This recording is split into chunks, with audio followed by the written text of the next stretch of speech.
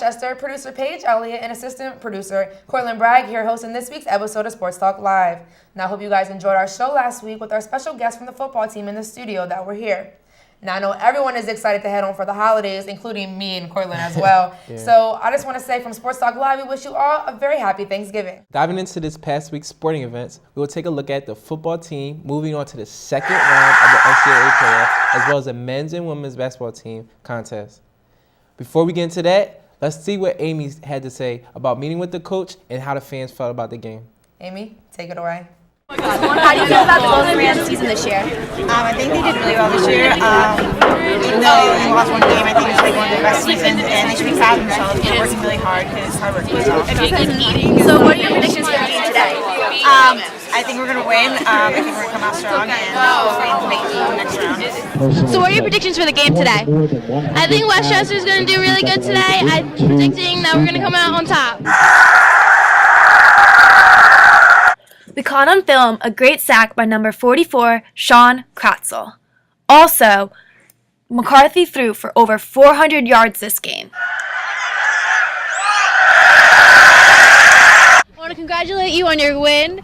Awesome game. Thank you. But I want to know, in the very beginning it was tied 7-7. What do you think sparked the team to, push forward and get those first two touchdowns in the half? Well, we had a big turnover by the defense. Our defense played really well today. They had a big turnover, and that turned right into a touchdown, which was huge.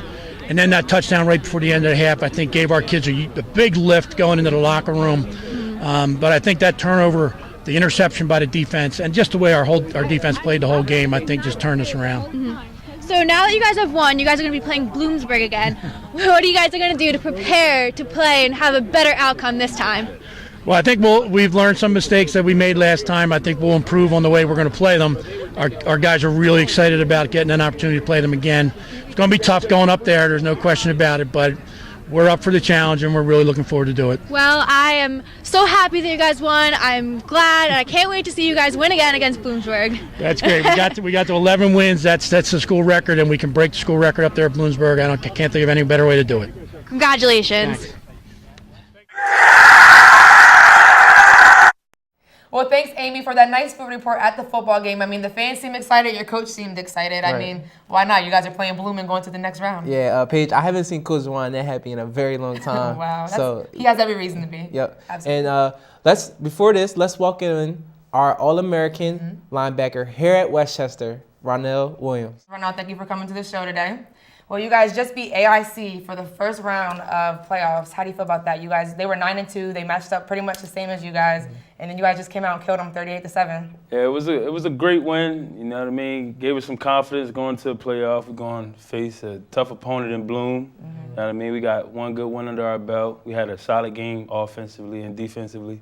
So it was a great way to get off to a good start in the playoffs. Ronell, I want to thank you for coming on to the show. And against AIC, you had 9 tackles, which adds on to 287 career tackles, becoming 8th all-time in Westchester history. And also, you had 170 assisted tackles, which is 2nd in Westchester history. So you know that teams are going to key on you. So what is your goal going into next week's game against Bloomsburg University? Well, I personally always felt like teams keyed on me. That was just me as a player, you know what I mean? So it was just always the mindset of do whatever it takes to go make the play and help the team win. So I approached this just like any other week, just be a fast, physical, relentless playmaker. Just go do whatever it takes to make a play. Right.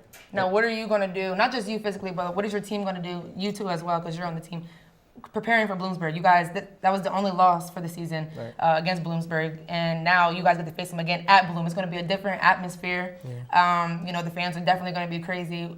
I mean, you can answer. Just how are you guys going into this game and preparing or practice? Well, I mean, Bloom is a great team. I mean, they came into our house and beat us. We respect our opponent.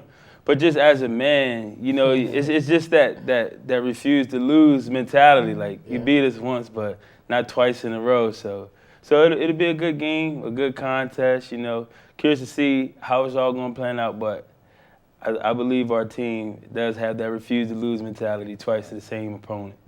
And specifically to stay on you, for those who don't know, Ronell was nominated for the Cliff Harris Award, which it recognizes the top defensive player in a small college throughout the nation. And that goes from Division II to Division III. But here we have you going from last year being an All-American, being a sophomore, first time in school history. So how does it feel being honored as a top defensive player in the nation?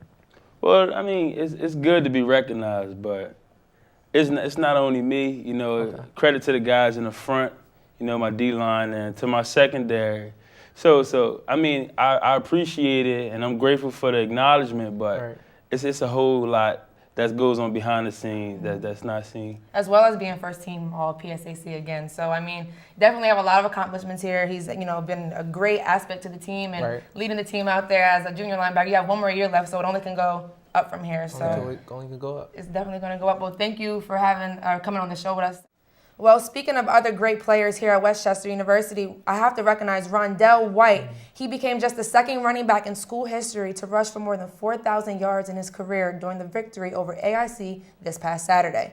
Now, White now reached 4,000 yards rushing, 2,000 yards receiving, and 1,100 yards in return for his career. The only other person that ever received an accomplishment like this is Villanova running back Brian Westbrook in 1997 to 2001. He has reached a lofty threshold in those three categories in any level in the NCAA history. White is the first player to do it in the Division II level at all. Yes, and also White has been named to one of the finalists in the regional voting for the 2013 Harlan Hill Trophy as the NCAA Division II's College Football Player of the Year. The player will be announced Monday morning, and now he is in the national ballot where all 168 Division II sports information directors will select this year's 28th winner, which is This is huge. I mean, I feel like Deli is on the show every week, or we're always saying something about him, but you have to recognize him. Yeah. You have to recognize when somebody is doing great. So definitely, congratulations, Deli, on all your accomplishments, and we look forward to seeing what you do from here on out after your career is over.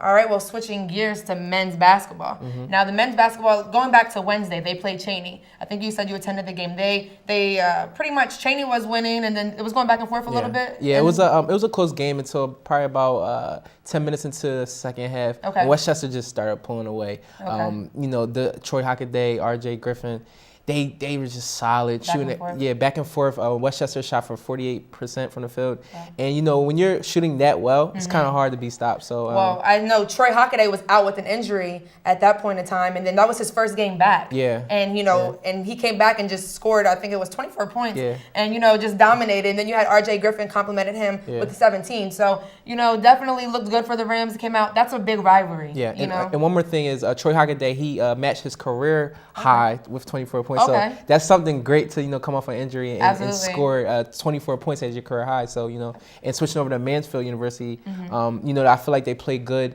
They were losing. They won that game. They won the game. Another win. They were losing the majority of the majority of the game, and they pulled it away in the last minutes of the second half, winning 103-94 with RJ Griffin scoring. I was going to say, let's talk about RJ. Now, RJ Griffin, 24 points. He was 6 for 8 behind the three-point line. Impressive. I mean, that's very impressive. 9 for 11 from the field. He had a very impressive game. He came out here from Dartmouth. He's a grad student here. He has one more year of eligibility. I mean, he's definitely a great look for Westchester. I mean, he definitely pulled it out for them. Right. And, a great addition, like you said, Division I transfer, a lot of experience, and I feel like he's gonna be somebody hard to stop. But switching over to women's basketball, let's talk about the women's team. Well, going back to Cheney, the women's basketball team blew out Cheney. Cheney's competition really hasn't been that well.